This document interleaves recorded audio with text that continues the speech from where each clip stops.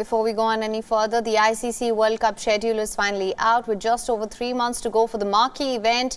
After plenty of speculation, the big news is that Pakistan is travelling to India for the marquee event. The highly anticipated match between India and Pakistan will take place on the 15th of October. For more on this, we're now being joined by our sports editor Digvijay Singh Deo. Digvijay, over to you. Yes, Haim, it's been a while. Usually the schedule for the World Cup is known a year in advance. This gives time for the fans, people like you and me, in case we get our offs, to actually go and buy tickets and watch games. But it's taken a while. It's taken a time because of the issues between India and Pakistan, especially Pakistan not giving the green signal to come to India for this World Cup. But finally, after what happened last week with the hybrid model of the Asia Cup being agreed to, those objections are over. As you mentioned, the dates are out. The big takeaways from this is that this is very similar to the draft schedule. The World Cup actually begins on the 5th of October later this year. And it's England versus New Zealand in Ahmedabad. Now, just to give a context, let's go back 4 years. England versus New Zealand was the final of the last World Cup, where it ended in a tie. The super over game also ended in a tie, but England won on a count-back rule. So that's the big match to set up this World Cup. The next big game, which everyone's looking forward to, is India versus Pakistan, as you mentioned, on the 15th of October. This comes from Ahmedabad. In fact, the grandest stage possible in Indian cricket, the biggest stadium in the world, the Narendra Modi Cricket Stadium at Motera. In fact, I remember India-Pakistan playing a game there in 2005. I covered that game. And this stadium is obviously a refurbished stadium. It's going to be a blockbuster encounter, as they say. And the semi-finals of this World Cup will happen on the 15th and the 16th of November. The first semi-final in Mumbai, beg your pardon, and the second one in Kolkata, with the final home in Ahmedabad. Now, to give you a context, this is the third time that India is hosting the Cricket World Cup. The first time happened in 1996. The final back then was held in Lahore. It was a joint World Cup between India, Pakistan and Sri Lanka. And before that, India hosted a World Cup in 1987. That was a Seoul World Cup. And the final then happened in Kolkata at the Eden Gardens. So Eden Gardens hosting a semi-final this time. Mumbai hosted the 2011 final game, which India won. And that's also the reason why it's got a semi-final, and obviously the final happening in Ahmedabad. Anas Malik, our Pakistan bureau chief, joining us. Anas, a lot of back and forth over this schedule, but it's also because of the situation with the Asia Cup. What are you hearing from Pakistan? What was it finally that sort of convinced them that they have to come over here? Was it just saber rattling, as we've been calling it? Well, there are two factors to it, Digvijay. Pakistan, you've been covering that, and I've heard you as well. Thrice this schedule announcement was delayed or postponed in its slated time. There is some sort of an internal tug-of-war as well with the PCB management between Najam Sethi and Zakir Ashraf, because there is a coalition government. With that, the other problem is that when the World Cup takes place, Pakistan will not be having a functional government, an elected government.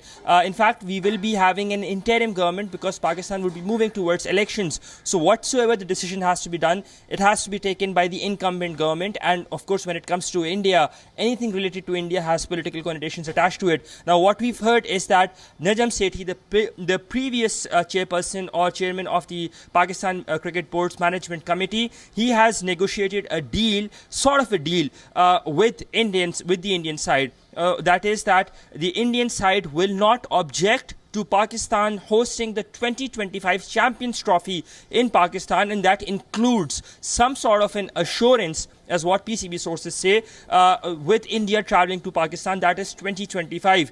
And then only the PCB's proposed hybrid model on the Asia Cup, in which 4 matches in Lahore will be held, and the rest of the matches will be taken to Sri Lanka, for which India will also be travelling under Pakistan as the host, or Pakistan and Sri Lanka as a joint host now. That is what had been agreed upon, and only then the Pakistani side went ahead and gave this assurance. So it will be really interesting whether or not with this tug of war within the Pakistan Cricket Board's top tier, with the new chairperson coming in, Zaka Ashraf or somebody, or he's slated to take over, whether or not there will be an overture or whether there will be some more politicking and statements, that is something that will be very closely and keenly watched out. This is very important that you're saying. This is very important what you're saying, that it wasn't just the Asia Cup. There was obviously a 2025 ICC event in Pakistan that has sort of gone into the delay. The reason the delay has happened, the schedule has been announced just 3 months before. What's the mood in Pakistan? What do the people think? Do the cricket fans? You know, I remember 2011, I was in Mohali when Pakistan came and played the semi-final against India. Are Pakistan fans geared up to travel to India? Because the Pakistan team has not visited India since the 2016 T20 World Cup. Well, yes, they're of course very excited. When it comes to cricket, cricket is something that unites. They're excited to see a Babar Azam versus Virat Kohli show off. That is what is expected, or that is what would be on the lines. They're expected to see how Shaheen Shah Afridi bowls in and performs with those toe breakers and in-swinging Yorkers. So that is something that does get the hype there. Cricket is something that unites both people in the subcontinent, be that in India and in Pakistan. You rightly mentioned the Mohali semi-final. There were 3,000 visas issued to Pakistani nationals in a span of about just 48 hours by the Indian High Commission in Islamabad. So the gates were opened. This time things slightly have changed politically, but the officials say that the more number of fans who are able to secure the tickets, then ticket is basically a guarantee to get the visa for traveling to India. So largely speaking, there is some sort of enthusiasm. There is a sense of excitement to go to India, to play in India, and of course that big Pakistan-India rivalry that has been there for ages. Okay. And that big match at the Narendra Modi Stadium in Ahmedabad in front of the biggest crowd in the world, 125,000 spectators on the 15th of October. But very interestingly, Vijay, I'll just walk you through last week. It was WION that asked the question to the Pakistani Ministry of Foreign Affairs spokesperson Mumtaz Zahra Baloch whether or not Pakistan would be travelling, and would they be making any objections for the political connotations that Gujarat has attached to it because of the past. And the Pakistani Ministry of Foreign Affairs said, and I quote,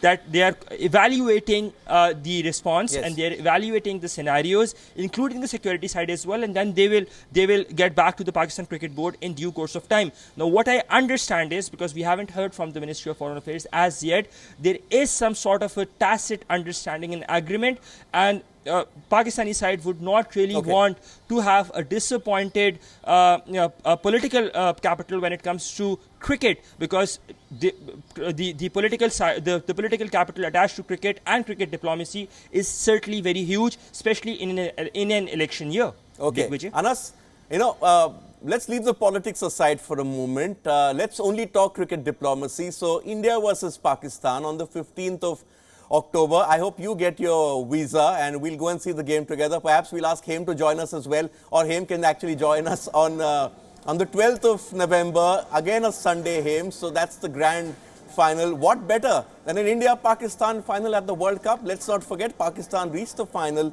of the last T20 World Cup as well. So the schedule is out. Let's leave the politics aside. It's just 3 months to go for the Cricket World Cup. Remember, since 2011, where India won the World Cup, 2015, Australia hosted, they won the World Cup. 2019, England hosted, they won the World Cup. Hopefully, it's a big Indian party that kicks off, but let's hope all three of us get to see those matches. It's funny you mentioned that, Digvijay, because I just pulled up my calendar to see whether or not we're there or if we're here in the studio. I'm sure it'll be a great time. WION is now available in your country. Download the app now. Get all the news on the move.